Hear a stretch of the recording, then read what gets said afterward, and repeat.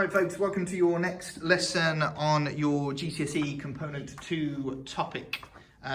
This should be on page 16 of your books, and the topic is what is social order. Now, you've just had your first lesson which looks at the differences between crime, deviance, law, so we've kind of introduced the topic to you. We've looked at different types of crime, from blue collar crime to white collar crime to corporate crime. Now we're going to look at social order. Now the good thing about this topic is it's real quick and it's really straightforward. Okay, so I thought this was the perfect one to just do as a little mini online lecture. You can fill in the booklet and everything, and what you'll see is almost all of it is revision. Okay, there's just a couple of new little concepts and things that we're going to talk about. So the first thing that I want you to get you to do, think at the bottom of page 16, it says social order is how society is kept under control. Social norms are a way in which people are socially controlled. If you break norms, well, how do social norms maintain social control? So that's your question at the bottom. How does social norms maintain social control? Could you pause it there and think about an answer to that question, please, and write it down.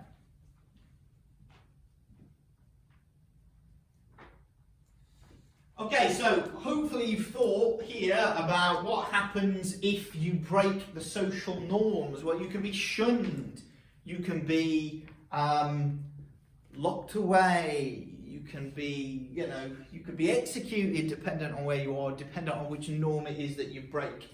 All of those, of course, being shunned or being told to get lost or being punched in the face, all of those things that can happen when you break social norms are sanctions. Now, hopefully, once you've written that in page 16, you will see on page 17, it says 2, 3 and 4, but it's page 2, 3 and 4 of the topic. We've got some revision. So, when we look here, we need you should be able to fill out this page completely, because it's asking for the agents of socialization. There's 6 of them. It's asking what we mean by informal or formal control, and then it's asking for any additional agents of social control that are going to stop you or restrict your behaviour. Sanctions that we've just mentioned. Here's our table for the different types of sanctions that you could get, and an example of those types of sanctions, those 4 different types being used in education.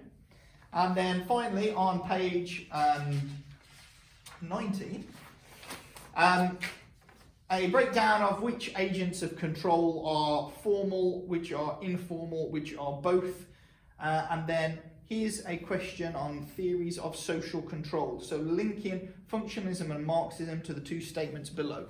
You can do that. It should not take you more than 10 minutes. I think it'll probably take you 5 or 6 minutes. So pause the video now. Just work through those 3 pages. We'll talk about them in a second. Off you go.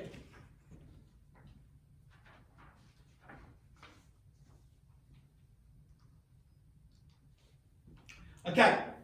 So hopefully you've got your 6 agents of socialization: family, peers, workplace, education, media and religion. You know that the family is the agent of primary socialization, it's the first one that you encounter, and therefore it is different from the others, which are from the wider society.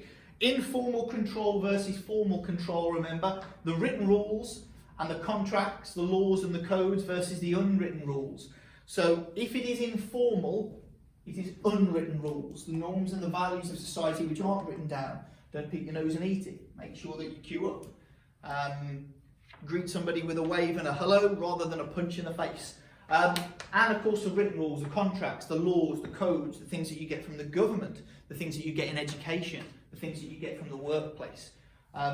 Don't forget though, education and workplace might be institutions that when you look at later on can control you in both ways. Because a teacher can tell you off for being naughty, very informal. Teacher can give you a pat on the head when you do well. That is informal. But of course, we can suspend you, we can exclude you. Those are formal sanctions. And we can give you some qualifications at the end as well. And that's a sanction also. So,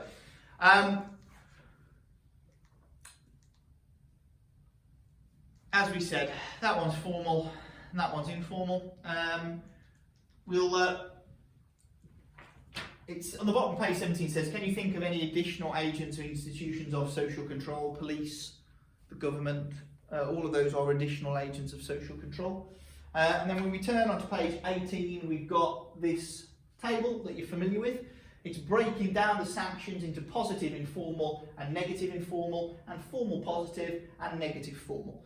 And I think I've asked you to do it and put the sanctions in here, but underneath I've asked you to focus just on education. So as we said, if I was just going to do this briefly for education, a positive informal sanction, a well done or a gold star, negative informal, a telling off or a detention. Formal positive sanction, here's your qualification, you're really smart. Negative formal sanction, you're excluded because you threw a chair up. So those are the sanctions that you might get in education. Here we go. Detention, shouted at, formal GCSE, suspended, expelled, longer lunch, there are your examples. As we move on to page 19, we'll do this one in a second. You've got your agents of formal control or agents of informal control. So you should hopefully know that the family is informal all the time, that, for example, workplace is going to be both. And actually, if you put down, for example, the law is always formal. Do you know what I mean? If you go through the court system, it's always formal. So that could be some of the examples that you gave there. But relatively straightforward stuff that we've done before.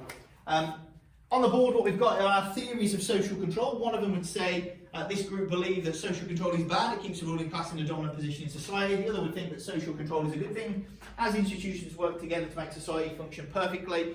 Guess which is which? Well, obviously this one is going to go to Marxism, because it's all about how Marxists think that the ruling class dominates everything and the social control works in the favour of the bourgeoisie. Whereas here, with our rose-tinted spectacles, it's the functionalist again, thinking social control is dead good, it works really well, it helps us maintain the norms of society and helps us work and function as a cohesive community. And that is the stuff that you should know. Okay. Here, from page 20 to 24, is the stuff that you won't have come across before, possibly. Okay? Now, it's not really in-depth, and I don't think that perhaps you'll get a 15-mark question that focuses just on this stuff. You might get a 9-marker on the stuff that I'll show you in a second, but I don't think a 15-marker will do, unless that's you a really tricky one. Okay? And we'll look at the really tricky 15-markers that they could set you at the end. Now, on the top of page 20, it says the role of the police. And the question is, what do the police do in their role as the way to control you? So, you've already got one there, which is controlling traffic and the roads. Normally we'd have a bit of a to and fro on this to see what you think the other roles of the police should be. But here they are. So, keeping order in society, investigating crime, collecting evidence and catching criminals, protecting and serving the public, and education, or educating, that should be, the public on crime. So these are the roles that the police should play. Now, what we would normally be doing at this particular point is we might turn to page 22, where it asks you, if you are the police superintendent, it asks you to look at how you would change or adapt and respond to try and lower the crime rates in your area. You have to pretend that it would be a built-up urban area with high levels of poverty and multiculturalism, because that's what we tend to find in big built-up urban areas. So what actions have you chosen to lower the levels of crime? And it says here, think about the public relations. So think about the way that the police and the public, or the view that the public have on the police. Okay? So, very quickly on page 22, before we start, I just want you to jot down a couple of ideas as to how you would lower or affect the crime rate in that particular position that you are in. Good.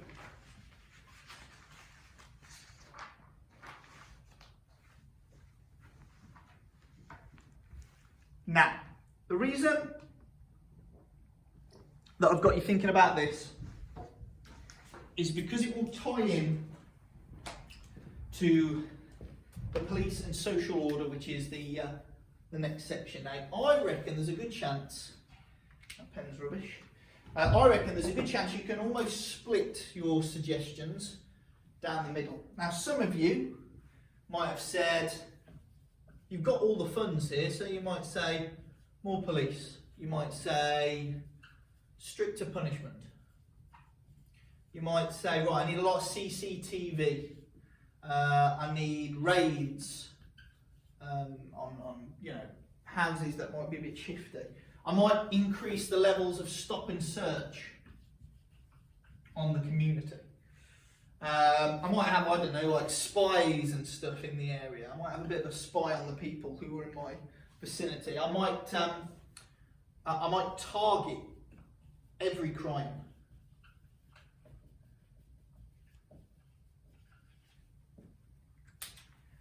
So some of you might have said those were your suggestions, okay, to affect this area. Whereas others might have said more jobs. You might have said more benefits. You might have said better schooling. You might have said police involvement in the area. And when I say police involvement, maybe I should have said police involvement in agencies in the area. So here I'm talking about education, maybe in religion, maybe in like churches and stuff, or in mosques, the police are going into them. More trust. You might increase the trust in the police. If you increase the trust in the police, how are they going to get their information? Well, the information will come from the people in the community. And then in theory, what don't you need? CCTV and things like that, because you're already going to get your information. Now, I've put those on the board because they kind of represent opposites. And you guys might have said CCTV, more police, but then more jobs, and you might have pushed some of these together. And that's absolutely fine, because there's no right or wrong answer here. But what you have is you have a more right-wing attitude over here and a more left-wing attitude over there. Now, I think we've drawn out my kind of sociology seesaw before.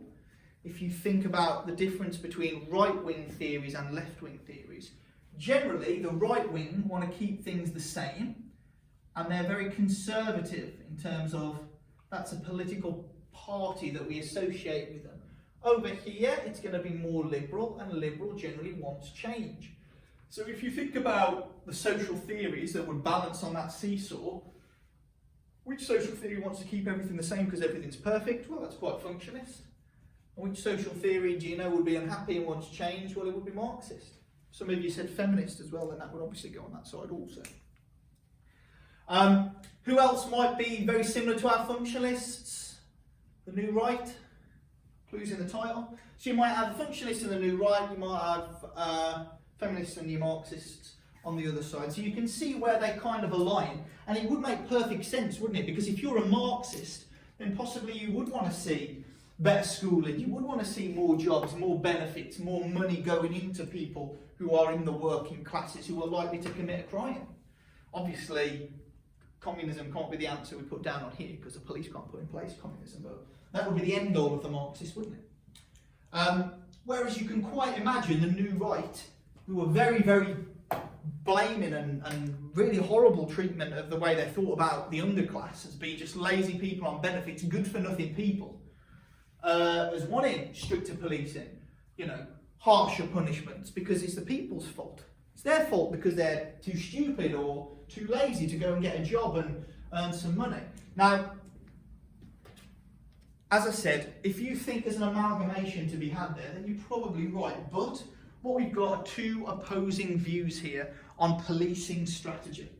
And obviously, as it says, the police have got an important role in how they control people, and they must always think about the way that they interact with the public. Now, which style might be better for interacting with the public? Well, probably this style, and this is the first one I'm going to talk to you about.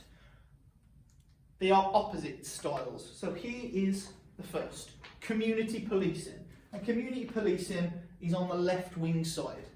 And it involves making a link with the community and building up trust. So it's no longer snitches get stitches and F the police as the things that you would hear people saying. It's, we trust the police. The police are going to take action. The police are looking out for us. So consequently, the police will have a big amount of trust and get a lot of information about crime from that community. How are they going to do it? They're going to involve themselves in the community.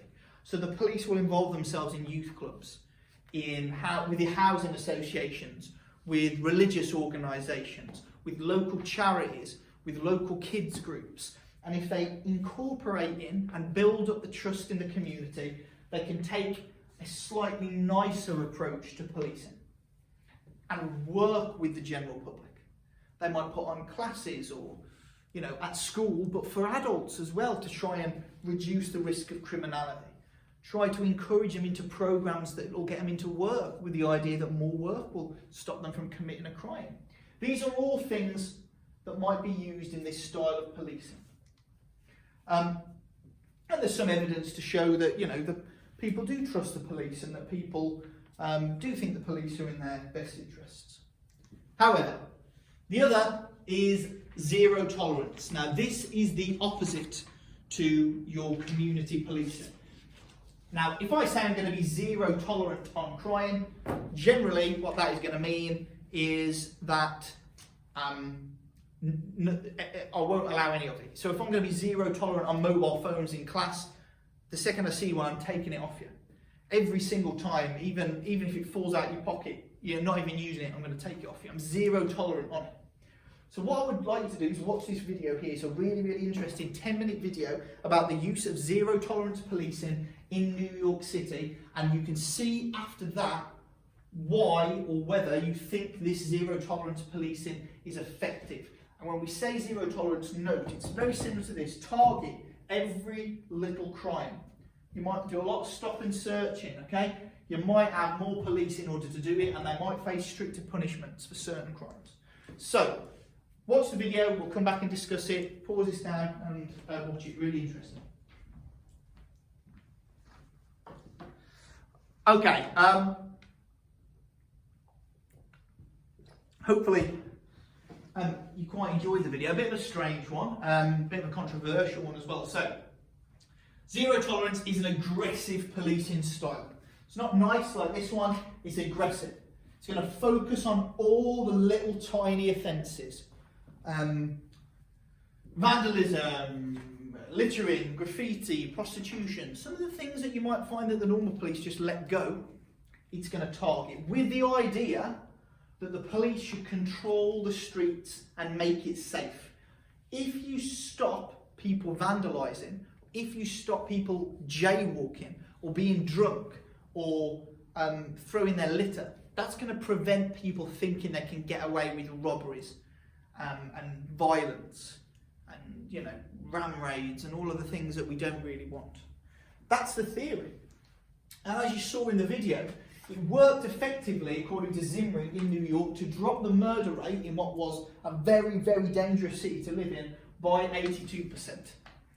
However, as you also saw in the video, there's a lot of allegations that it is biased against ethnic minorities, that the zero tolerance only works, I'll rephrase that the zero tolerance is only enacted and done by the police in marginalised areas, so ethnic minority areas or heavily working class areas. In New York, a lot of the crime, as it said, I think it was 79 or 81% in the video, a lot of the people who were written up for these small offences, these misdemeanours, are black. And they don't properly police in the same way in the white, affluent areas. So, could be a big problem there. In addition, if you're having stricter punishments targeting every crime, think logistically about the problems. It's going to be more expensive, the prisons are going to fill up, the cost of policing is going to be very high.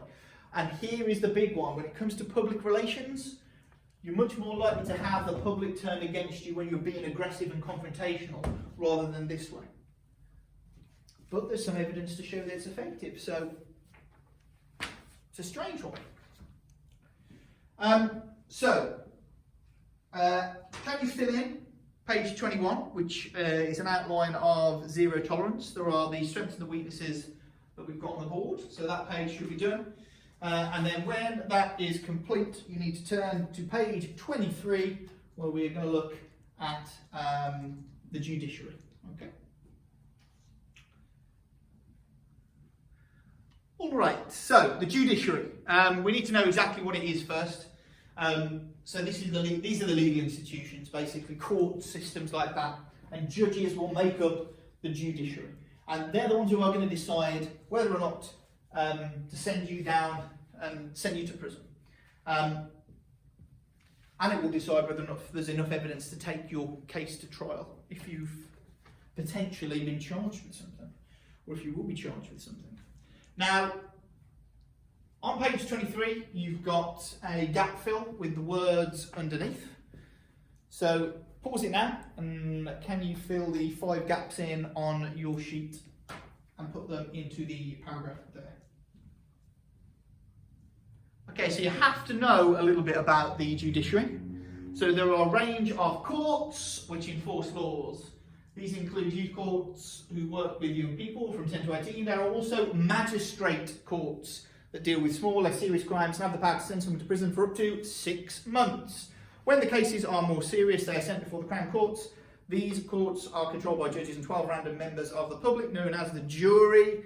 These 12 people decide whether a person is innocent or guilty, and must do so by a 10-2 majority. If they are found guilty, the judge will then decide the sentence. Okay. So that's your information about the judiciary. Are they going to be able to ask you a big 9-mark question on that? No. But could they ask you a short question on what do we mean by judiciary for a couple of marks? Yes. Could they ask you to explain 2 things that the judiciary do? Yes. Okay. And then you'd say decide whether a crime's if there's enough to prosecute a crime, and you could also say give the sentence at a court or at a magistrate's. So they can only think about these. They can't ask you big questions on this. This is just short bits of knowledge that you'll need for the exam. If you turn over, we've done Marxism versus functionalism there. There's our line. That's almost our sociology seesaw. So I think on the bottom of page 23, where you've got Marxism and functionalism, it might be nice to just make sure you know, and you've written in conservative, functionalism and new right, and wanting to keep things the same, versus liberal, wanting to change Marxism and feminism on the other side. Just so you've got a seesaw and you know where your theories are going to sit and which ones are closest to one another. Now we know the difference between Marxism and functionalism. We've done it quite a lot. We've just done stratification. But now we need to look at what they are going to say on page 24 about the police and the judiciary. So guess what? One of them is going to think he's dead biased, and he's biased, and the police are biased against the working class. And I wonder which one that's going to be. Well, it's Marxism. Okay, so this perspective sees police as keeping the ruling class in charge. They protect the ruling class, and they are going to be focusing on criminalising the working class. Whereas the functionalists see the police as doing a good job for society. They teach people about the rights and the wrongs, and they keep order in the world. When we look at the judiciary, what our Marxists are going to say, this group is made up of the powerful, of the wealthy, of members of the bourgeois that are going to treat the rich leniently and going to treat the poor more harshly. Whereas our functionists will think they've got a good role in socialising people, in sending them to institutions that are going to make them better, such as prison, or giving them sentences that are going to make them useful for society. And they're going to shape the laws dependent on what our needs are or what the norms are at the time. It's all good in the hood if you're a functionist. So, can you put those down, please? So you make sure you've got your filled out table. And we've got one final thing to do before we finish this very, very quick session. Mainly just knowledge-based. Final thing that we've got to look at are the aims of punishment. So there are usually 4 aims of punishment. And this is on the bottom of page 24. There are 4 things that you punish people for. Well, there are supposed to be 4 reasons why you might punish people. Now, the overall reason why we have any punishment whatsoever is to try and reduce crime. But obviously, there are 4 ways in which to do that. And the 4 aims are retribution, rehabilitation, deterrence, and protection. Now, on the bottom of page 24, you've got a breakdown of a quick definition for what each of those means. And again, they're never going to ask you a big question on this, but could they ask you to explain 2 aims of punishment? Absolutely they could. So you could get a 4 marker for this. So you don't want to give up 4 marks because, you know, that could be the difference at the end between 5 and a 6, 6 and a 7, 7 and an 8, just a couple of marks. So, what we've got, first one, allowing people to get revenge when they have been wronged. Well, if it's revenge when they've been wronged, it's retribution. You're going to get retribution for something that someone's done wrong to you. So retribution is your first one. Think about punishments that are high on the scale of retribution. The death penalty in America or anywhere around the world is high on retribution. In fact, that's the only purpose for it. It can't be, well, it might be deterrence and it might be protection, but it certainly can't be this one that hopefully we'll cover in a second. Trying to put off would-be criminals, trying to deter them, obviously, is deterrence, okay? So if you try and put somebody off, you're trying to deter them from committing a crime. In theory, retribution is the biggest deterrent. So, you know, the death penalty should deter people from ever committing a murder. Unfortunately, what we see is, in America, there's a high rate of people ending up on death row and committing lots and lots of murders. So actually, does retribution act as a deterrent? Doesn't appear to be, because otherwise there would be no murders in America, or any country where there's a death penalty. Keeping the public safe from individual criminals is protection. And obviously, if you're locking somebody up for a long time, or if you're killing them, that's going to be protecting the public. And then finally, trying to change the criminals into a better person, rehabilitation. Now, rehabilitation and retribution, if you get the death penalty, then you can't be rehabilitated. If you're in prison for life, then it's nothing to do with rehabilitation. In theory, your prison should be offering you prison should hopefully offer you the chance to come out of prison a reformed individual. You are going to be then better for society and you won't be committing any naughty crimes again. But we know that the recidivism, which means the repeat offending rate when you come back out of prison in this country, is very high. So above 60%, I think it's around 70 sometimes, but around that kind of region. So 70% of the people who go in to prison for short prison sentences come back out and go straight back in again, or go back in at some point during their lives. Now, we will check your knowledge and your understanding of this at the start of next lesson. So please make sure that you filled out your booklet and you are comfortable with the topic. And next week or next lesson, we're going to look at crime statistics, and then we're going to start to get our teeth into social theories and what they would say about crime. Okay, right, thanks very much, guys.